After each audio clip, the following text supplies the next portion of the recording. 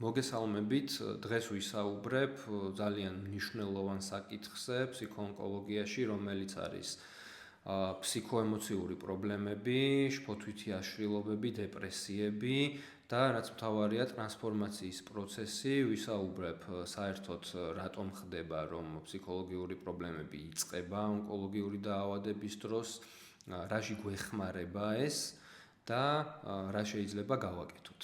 ეს პრობლემები აღმოცენდება დიაგნოზის დასმის წამიდან და გრძელდება მკურნალობის პროცესში და მკურნალობის დასრულების შემდგომ რემისიაშიც. ზოგადად ფსიქოემოციური რეაქციები არის სრულიად ბუნებრივი. როგორც სხვა ნებისმიერ სიტუაციაზე, ასევე ონკოლოგიური დიაგნოზის დასმაზე. ეს რეაქცია შეიძლება იყოს შიში, ბრაზი, დარდი, მოწყენილობა და ასე შემდეგ, რომელიც შემდგომ შეიძლება გამოვლინდეს დავუშვათ ძილის ციკლის დარღვევით, ან მადის გაუარესებით, ან გაუმჯობესებით, ქრონიკული შიშებით და ასე შემდეგ. თუ თავიდანვე არ მიიხედა ეს მდგომარეობები, შეიძლება ჩამოყალიბდეს უფრო მძიმე ფსიქოლოგიური მდგომარეობები, როგორიც არის დეპრესია, შფოთვითი აშლილობები, დემორალიზაცია და პოსტტრავმატული სტრესის მაგვარი მდგომარეობა. დავიწყოთ შფოთვითი აშლილობით. შფოთვითი აშლილობა მარტივად რომ ამოიცნო, ეს არის მდგომარეობა, როდესაც ფსიქიკა არის ჰიპერაგზნებული, ვერ მშვიდდება, არის მუდმივი შიშები, მოლოდინები, როგორ წარიმართება მკურნალობა, დაექვემდებარა თუ არა დაავადება მკურნალობას.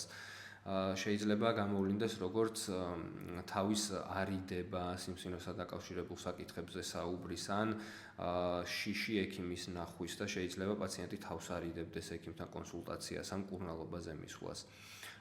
მუდმივი მოუსვენრობა. დეპრესია არის საპირისპირო მდგომარეობა, შეიძლება ითქვას, როდესაც დაბალ ენერგიებზე გადადის ფსიქიკა და არის მუდმივი მოწყენილობა, სევდა, გამოუვალი მდგომარეობის შეგრძნება, ყველაფერს ბნელ ფერებში აღიქვამს ადამიანი, იმედი არ აქვს გამოჯამრთელების და თუ არ მიიხედა შეიძლება გადაიზარდოს დემორალიზაციაში, რომელიც არის მდგომარეობა, როცა ადამიანი საერთოდ ვეღარ ხვდება თავის როლს ამ ცხოვრებაში.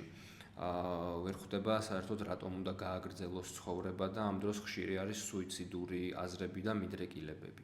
პოსტტრავმატული სტრესის აშლილობა, ეს არის ხშირ შემთხვევაში სიმსივნე და მკურნალობა, დიდი სტრესი და ტრავმა არის ფსიქიკისთვის და მკურნალობის დასრულების შემდგომაც შეიძლება სიმპტომები გამოუვლინდეს ადამიანს, როგორიც არის ექიმების ან საავადმყოფოების შიში ან სიმსივნის შიში, რეციდივის შიში, თავს არიდებდეს შეიძლება ადამიანი საერთოდ სიმსივნეზე ან სამედიცინო საკითხებზე საუბარს, ჩეკაპებზე აღარ მიდიოდეს, ანუ კონტროლს არ იკეთებდეს დაავადების და ასე შემდეგ. რატომ ვითარდება ეს მდგომარეობები და რა შეგვიძლია გავაკეთოთ? როდესაც ისმება ონკოლოგიური დიაგნოზი, ეს არის ადამიანისთვის სრულიად სიახლე, ესეთ მდგომარეობაში ეს ადამიანი არასოდეს არ ყოფილა. შესაბამისად, ფსიქიკამ არ იცის როგორ უნდა გაუმკლავდეს და მიმართავს მისთვის ნაცნობ ხერხებს. ამას ზევიდან ემატება კიდევ ძალიან სტრესული სიტუაციები, როგორიც არის ქიმიოთერაპია, სხიური თერაპია, ან ოპერაციის შემდგომი პერიოდები, მუდმივი კვლევები, ფინანსური პრობლემები, შეიძლება შეეცვალოს ცხოვრების დღის გეგმა და რუტინა ადამიანს, ვეღარ გააგრძელოს მუშაობა, ოჯახში იცვლება სიტუაციები და ეს ყველაფერი ქმნის ძალიან სტრესულ გარემოს ონკოლოგიური პაციენტისთვის. შესაბამისად, ფსიქიკა რთავს დამცველობით მექანიზმებს, რომელიც ხშირ შემთხვევაში უკან ბუმერანგივით უტრიალდება ადამიანს და კიდევ ზემოდან პრობლემებს იწვევს. რთულია ფსიქიკისთვის თვალებში ჩახედოს რეალობას, იმიტომ რომ ეს მიდრეკილება აქვს ზოგადად განპირობებულ გონებას, რომ ეშინია სიახლის. ეს მდგომარეობა, ონკოლოგიური დიაგნოზი, მკურნალობა, ასე შემდეგ არის აბსოლუტური სიახლე. შესაბამისად, ფსიქიკა ცდილობს ისეთ მდგომარეობაში აღმოჩნდეს, რომელიც მისთვის არის უფრო ნაცნობი. მაგალითად, შფოთვა, მაგალითად, დეპრესია, მაგალითად, შიშები და ასე შემდეგ. თუ არ ხდება თავიდანვე ჩართვა პროფესიონალის ფსიქოონკოლოგის, ეს მდგომარეობა პროგრესირებს და უფრო და უფრო მეტად მძიმდება. წინა ვიდეოში ასევე ვისაუბრე სასიცოცხლო ენერგიაზე და ორგანიზმის რესურსზე გამოჯამრთელდეს თვითონ. ზოგადად მენტალური პროცესები, ფსიქოემოციური პროცესები დღის განმავლობაში მოიხმარს 80%-ს თუ არა მეტს მთელი ენერგიისას, რასაც ადამიანი მოიხმარს.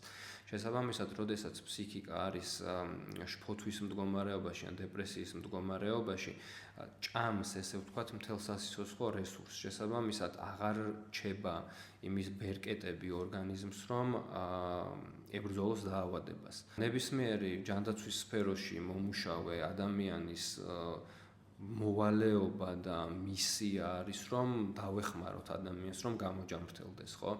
შესაბამისად, ის რესურსი, რომელიც ორგანიზმს გააჩნია, რომ ებრძოლოს დაავადებას, ეს რესურსი უნდა ამოუწიოთ ონკოლოგიურ პაციენტს. ვისაუბროთ ახლა, რა შეგვიძლია გავაკეთოთ, რომ დავეხმაროთ, დახმარება მიიღოს ონკოლოგიურმა პაციენტმა. ეს მდგომარეობები, ხო, შფოთვითი აშლილობა იქნება, დეპრესია იქნება, დემორალიზაცია იქნება. ესეთი რეალობის წინაშე ვდგავართ, რომ ვითარდება, ეს ვითარდება იმიტომ, რომ ფსიქიკაში ირწება სხვადასხვა დამცველობითი მექანიზმები, რომლებზეც არ დავკონკრეტდები ახლა, და ეს დამცველობითი მექანიზმები იწვევს იმას, რომ ფსიქიკა ისევ აღმოჩნდება კომფორტის ზონაში და ეს კომფორტის ზონა ხშირ შემთხვევაში არის ის ფსიქოემოციური პრობლემები, რომელზეც აქამდე ვისაუბრე. ჩვენ ვსაუბრობთ გამოჯანმრთელებაზე და გამოჯანმრთელება არ გულისხმობს მხოლოდ ფიზიკურად დაავადების გაქრობას ან რემისიას. ჯანმრთელობა არის ჰოლისტიკური ცნება, ანუ ეს არის ბიოფსიქოსოციოსულიერი ჯანმრთელობა, ამაზე არის ლაპარაკი. ხშირ შემთხვევაში სამწუხაროდ ონკოლოგიის დროს სრული გამოჯანმრთელება არც ხდება. ჩვენ ვსაუბრობთ ადამიანის ტრანსფორმაციაზე.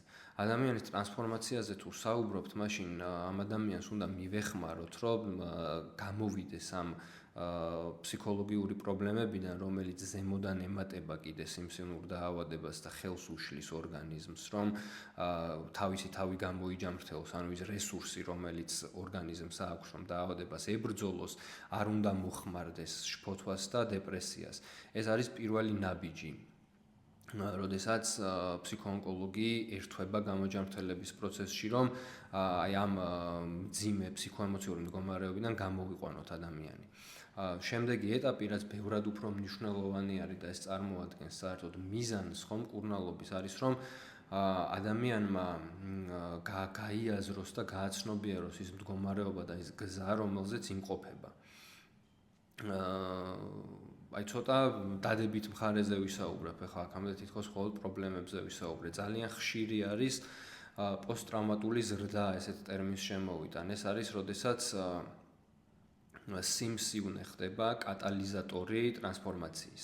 თვითონ ონკოლოგიური პაციენტების ფიდბექი რომ მოვისმინოთ, ძალიან ბევრი თვითონ ამბობენ, რომ ძალიან ბევრი რამე შეიცვალა დადებითისკენ მათ ცხოვრებაში ონკოლოგიური დიაგნოზის დასმის შემდეგ და მკურნალობის შემდეგ, იმიტომ რომ როგორც აღვნიშნე, უჩვეულო მდგომარეობაში აღმოჩნდება ფსიქიკა და ეს აჩენს ძალიან ბევრ ეგზისტენციალურ საკითხებს. ანუ ადამიანს უჩნდება შეკითხვა, ვინ ვარ და რას წარმოვადგენ, რა არის ჩემი როლი ამ ცხოვრებაში. დემორალიზაცია, დეპრესია, შფოთვითი აშლილობები ზუსტად იმიტომ ვითარდება, რომ ამ შეკითხვებზე პასუხი არ აქვს ადამიანს და არც ის ინსტრუმენტები და ბერკეტები აქვს, რომ ამ შეკითხვებს და ამ მდგომარეობას გაუმკლავდეს.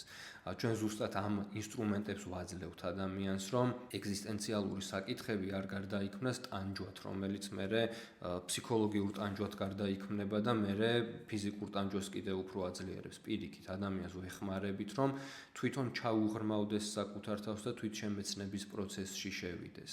ცოტა შეიძლება არ იყოს სასიამოვნო მოსასმენი, ან უცნაური მოსასმენი იყოს, მაგრამ სიმსივნე კიბო არ არის საშიში. უიმედობის მდგომარეობა არის შიში.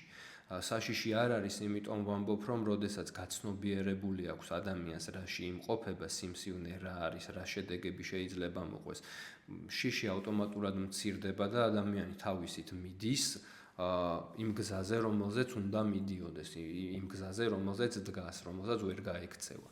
შესაბამისად, სიმსივნე და გამოჯანმრთელების პროცესი ხდება კატალიზატორი ცვლილებების და ტრანსფორმაციის.